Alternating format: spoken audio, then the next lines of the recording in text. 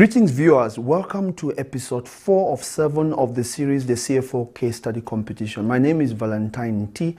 I am the Project Executive Director. I'm actually standing in here today representing Johnny Eliades, who is actually the MC. As you've been following this, the episodes from episode 1, 2 and 3, you will notice that Johnny Eliades has been the MC. Now, if you recall in episode 1, we took you through what this exciting competition really is all about. We took you through the product itself, what the teams that competed in the global finals in 2016, what they actually worked on, which was in the mobile telecommunications sector. We also took you through what the competitors, the teams that will be competing this year's edition would be working on, which is actually in the global metals and mining industry. We also took you through the high caliber of judges, between them 100 years of experience that make this competition a really world-class event. If you recall, also in episode 2, we actually went into the semi-finals of the competition. We took you through the first 3 teams that made it into the semi-finals, and then in episode 3 we actually took you through the second of those 3 teams. We are actually now about to get into episode 4, and let me just clarify. In this episode 4, we actually delve into the adjudication process. We give you an insight as to how the judges, after they've had some time to listen to the teams present on stage, and they've actually probed them with very insightful questions, collected their answers, they go and sit back and then deliberate between themselves, very intensive debates between the various judges to actually determine which teams have done well in terms of various categories that we use to rank the teams. That's in the technical area, the area of ethics, the area of leadership, decision making, and all those various aspects. So we would zoom into how the judges go about and how they debate between themselves. And actually the episode is also designed to help us introduce the final 3 teams that the judges actually determine as the winners of the semi-finals from the last year's edition. And as Johnny always did it, he would invite the guests. In this case, there's Patience Mukondwa, and then there is Stephen. And I'm going to, give them an opportunity to take you through the process, starting with Patience. Hello, Patience. Thank you, Mr. Valentine T. At the end of the semi-finals, the international panel of judges converged to adjudicate, rank, and score the teams. By 3 p.m., the semi-finals leg of the competition was over. The judges and the audience had been entertained by the wide range of solutions to the 5 questions presented by the 6 teams. It was now down to the top 3 teams. Now, as scene 2 of the final leg of the competition, the top 3 teams were taken away, locked up in a room, and they were given extended version of the MCOM case. The bottom 3 teams, they had to meet with the judges. They needed to ask some direct questions to their performance, and obviously just get the feedback from the judges exactly on how they took part in the competition. Well, viewers, as you can see, the judges actually go through a very elaborate and intense process to adjudicate and actually determine the ultimate winners. Without much ado, it's time for me to call on Stephen to take you through the events that unfold after the judges have gone through this process. Hello, Stephen. Thank you, Mr. T. Thereafter, it is the announcement of the winners. The CFO Finals is organized each October as part of the Finance Indaba Africa, the largest expo of finance professionals, CFOs, and business leaders all coming together to network and share ideas about the developments in the profession. It started with scene 1. The judges had managed to determine the top 3 of the 6 teams that would contest in the finals at the Finance Indaba Africa. Graham Pearson, the managing director of CFO South Africa himself, opened the stage and handed the microphone over to Mr. Valentine T. Mr. T wasted no time and talked about what had occurred at the semi-finals the previous day, before handing the microphone over to the chief judge of the semi-finals, Fabian Cazares, who's the CFO of Philips Southern Africa. He then announced the top 3 teams. It was the end of the road for the other 3 teams, unfortunately. Let's take a look.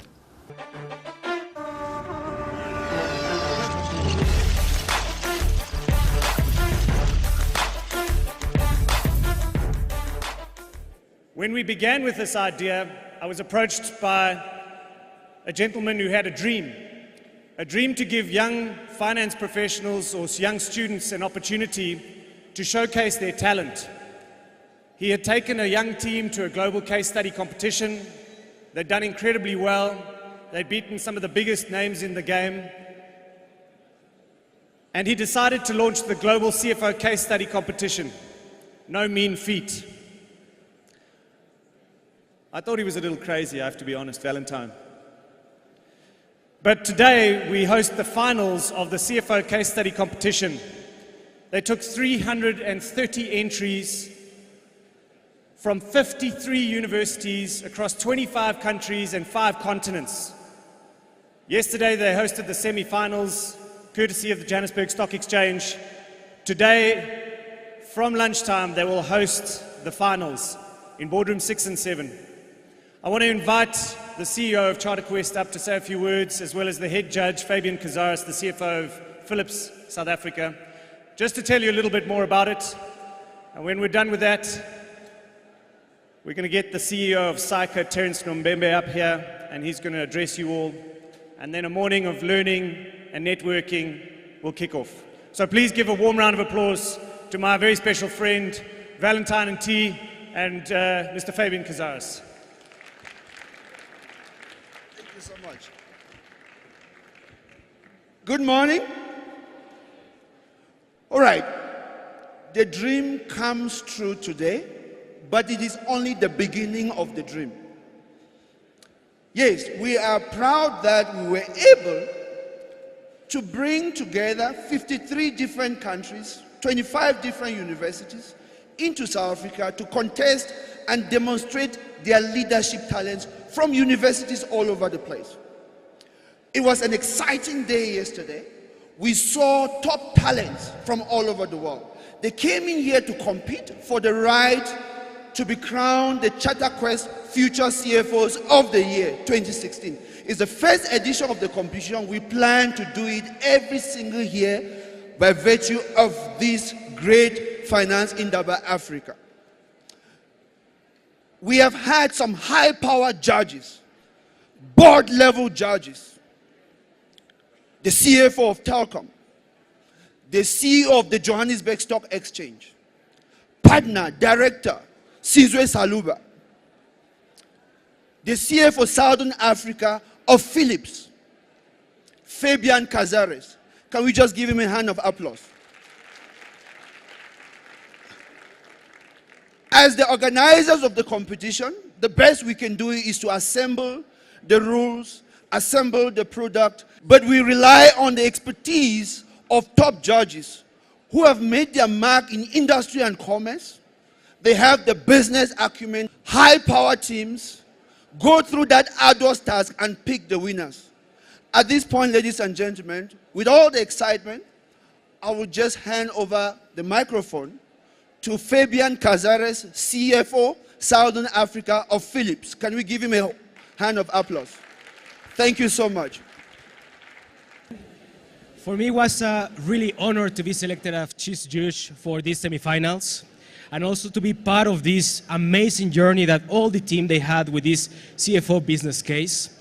It was a remarkable experience to see 6 teams with young and passionate people that are willing to make the difference in the next steps. All the 6 presentations, they were remarkable. They were part and they were in the level of a truly CFO. So once again, thank you very much for your presentations, and thank you very much for all your efforts. At the end, it was not an easy task. We needed to select the 3 strongest teams that, based on the different criteria, and how they make the decisions, and how they present, and also how the public, they select them, we need to choose 3 teams that they pass to the finals. And the teams, we know in alphabetical order that they are going to pass to the finals are Team Ales Consultants from Australia,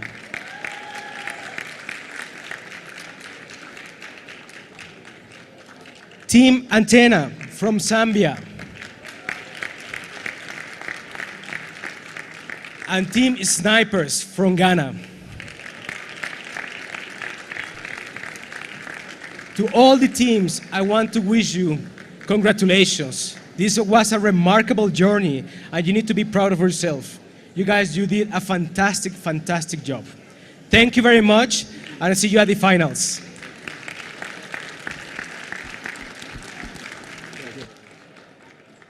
All right. It would not have been possible without the support and assistance from our key partners, starting with CFO South Africa and the Finance Indaba Africa. Next, the Association of Chartered Certified Accountants, ACCA. Parsons Brinkerhoff, as well as Taylor Shaw. Can we all extend them a hand of applause for support for young future business leaders, South Africa, globally? Now, these three teams from Australia, from Ghana, from Zambia, they will be working on an extended version of that case study. They'll be presented with a range of strategic problems that the same company they've analyzed yesterday faced with. Threats, weaknesses, opportunities, and very serious ethical dilemmas that they have to think through and resolve and showcase what they are learning from their various universities. Showcase how they will use that to resolve these very challenging problems that a lot of you who are executives here today and CFOs, you face every single day. So today, shortly after this, we will lock them up for 3 hours, exam style, as a team, to analyze that case, come back, ballroom 6 and 7, to present to a panel of high-level judges, international panel, from 4 different countries around the world. They will be presenting their finals today. We invite you to be part of the celebration in the boardroom 6 and 7. Thank you so much. Thank you, Valentine, Fabian. Please take note of these faces. Not yours, Valentine. These are future leaders. These are people who will be standing in the audience, speaking on panels in no time at all. Congratulations to all of you. Good luck, and may the best team win later today. Thank you very much.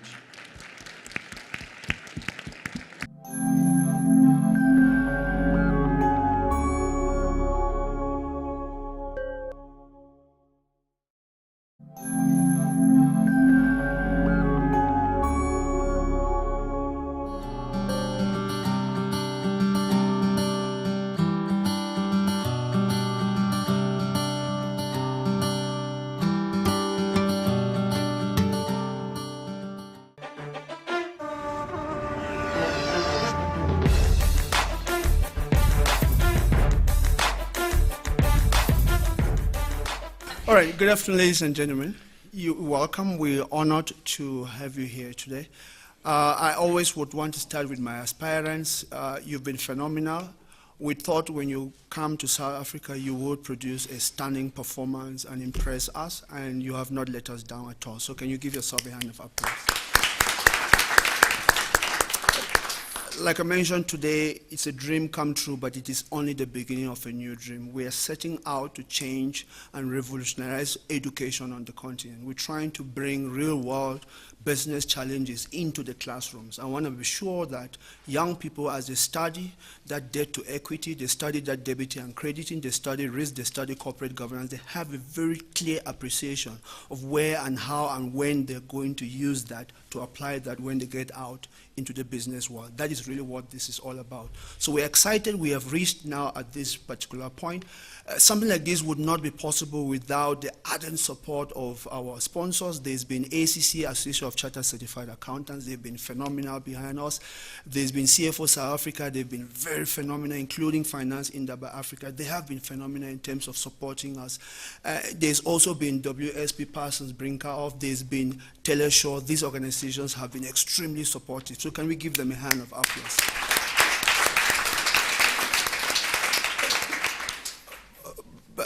I've got a nice surprise for you, but I'm going to leave that aside because I don't want to introduce some people that you should only see when the time gets when we get to the time to present the awards. But let me, at this point, recognize my judges. They have been extremely supportive all the way from the semi-final. Something like this, you need expertise. People at the board level who understand the challenges of running and governing and moving a business forward, and they have a very strong academic background and qualifications behind them in terms of how to marry the two. They've been phenomenal. Board level CEOs, can we give them a hand of applause?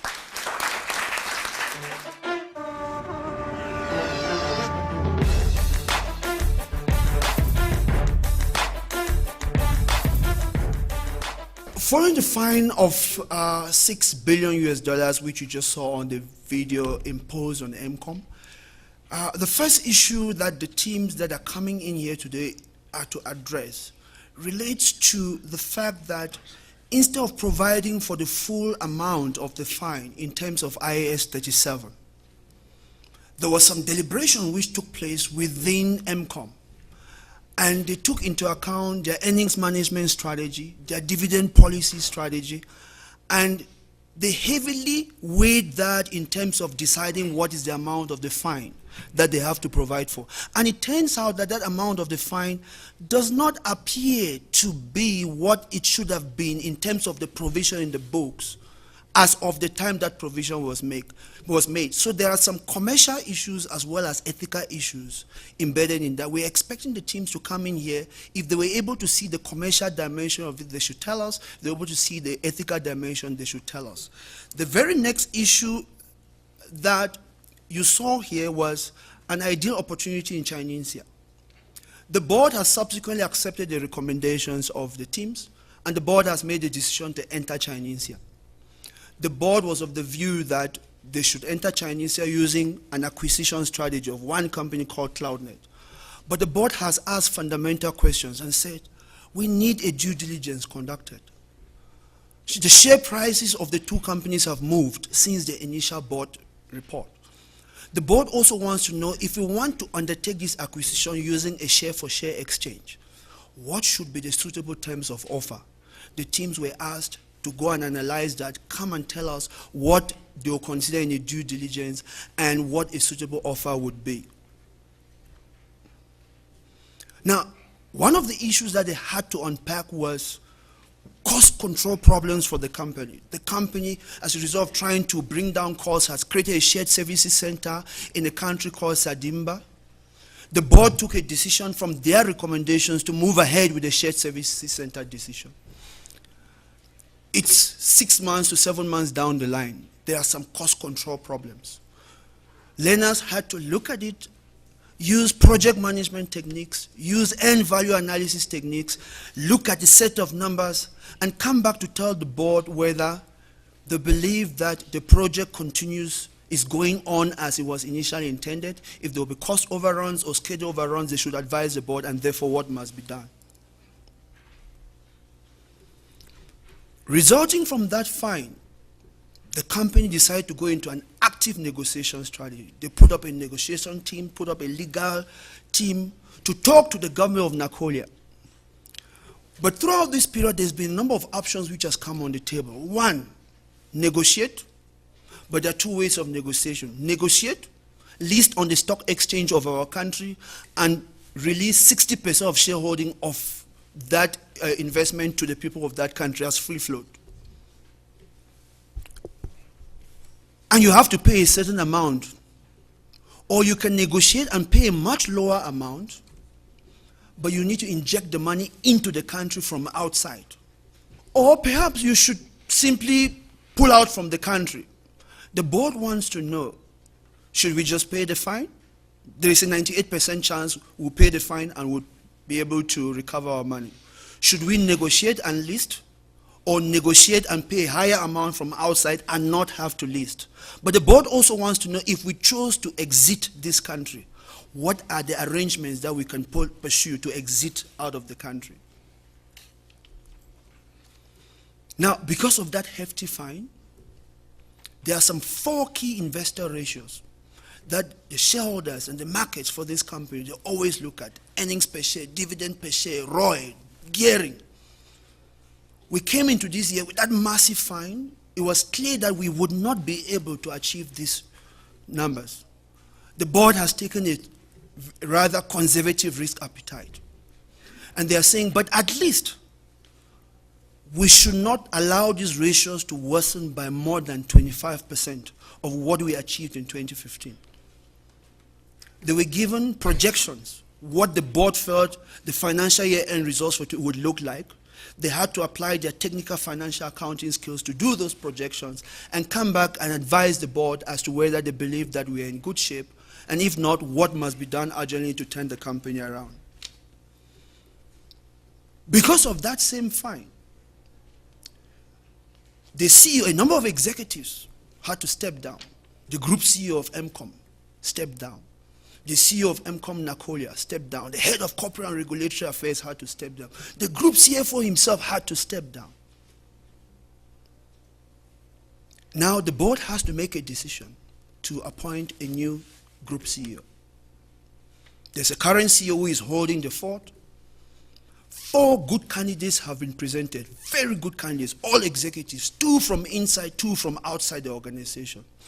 The teams had to take into account succession planning, affirmative action issues, considerations. They need to balance stakeholder expectation in terms of what a true leader would look like. Talent management skills. The teams had to look at all these 4 candidates, equally very talented, and they all look like they would do a good job, and come back and advise the board who is the most suitable candidate to be appointed the new group CEO.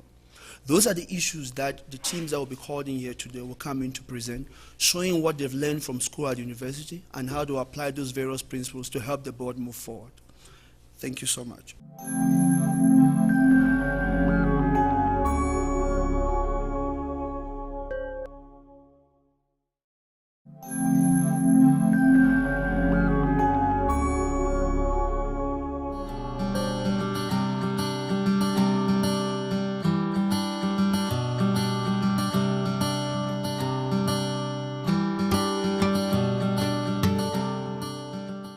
Wow. Congratulations, Team Australia, Team Zambia, and Team Ghana. You have been selected and announced as the winners, who would then move on to compete in episode 5 as part of the global grand finale.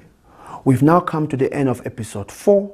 I will close the episode by introducing you to a build-up video to prepare you for the global finals for this, which will be taking place in October 2017. Now, I'm sure you've enjoyed the episodes up to this point. If you want to be part of this exciting event, either as an aspirant or as a sponsor, please take note of the address at the bottom of the screen. You can also follow us on Twitter, like us on Facebook, and you can also visit our website. Thank you so much, and see you in episode 5. Thank you.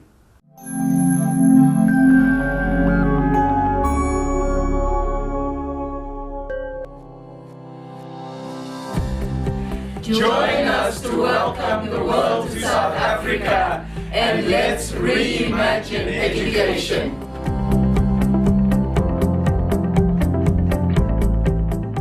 Once every year, the Charter Quest Professional Education Institute, through its Corporate Social Investment Foundation, the Case Study Center, brings the world to South Africa and takes South Africa to the world to benchmark and celebrate fit-for-purpose education.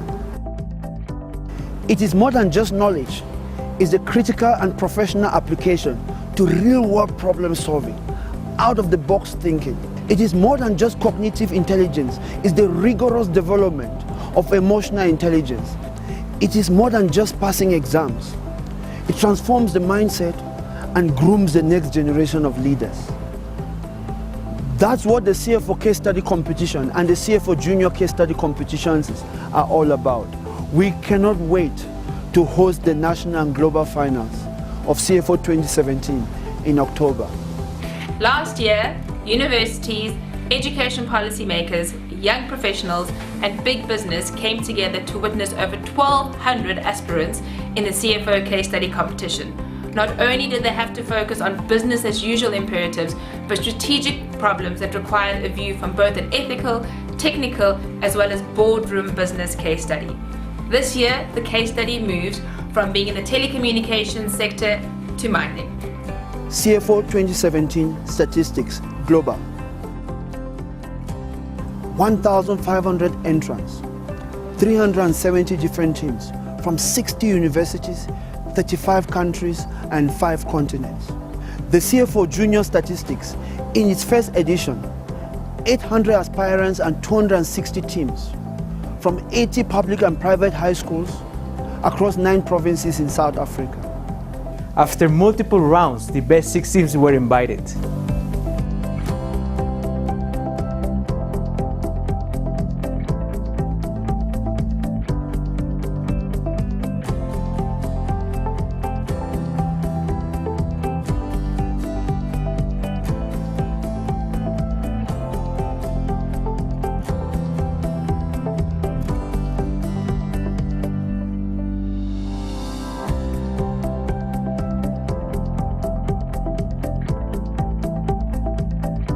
All roads lead to Johannesburg, South Africa.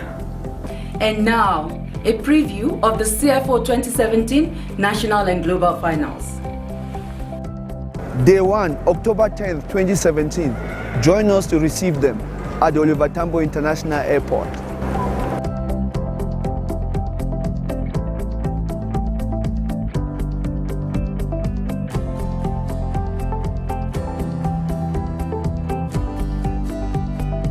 So it's great to finally be in Johannesburg. Day 2, October 11, 2017. We tour some of the most iconic sites in South Africa, starting with Soweto. An iconic site we cannot miss is the Hector Peterson Memorial. Let the CFO case study competition symbolize a transition from a struggle for democracy to that of a better education and youth leadership development. Day 3, October the 12th, 2017. Stream in live or join us for the exciting national and global semi-finals at the Johannesburg Stock Exchange.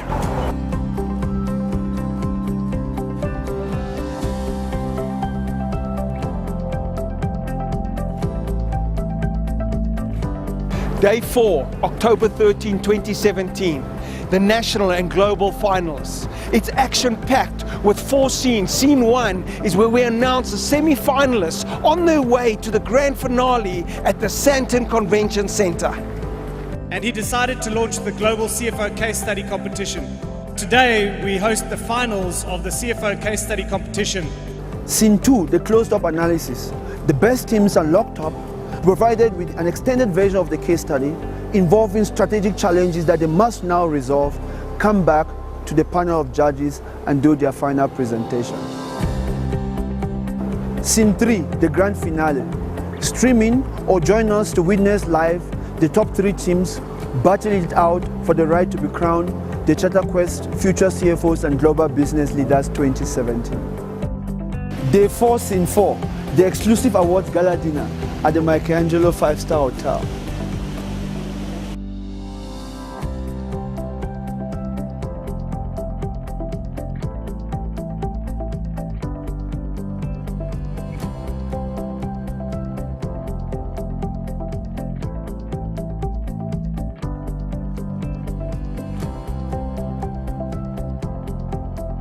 Day 5, October 17, 2017, the JSE Market Open and University Outreach. We blow the kudu horn to signify a successful end of CFO 2017 and launch Open CFO 2018. Join us to welcome the world to South Africa. And let's reimagine, innovate, and change education. Join us now to count down. 3, 2, 1.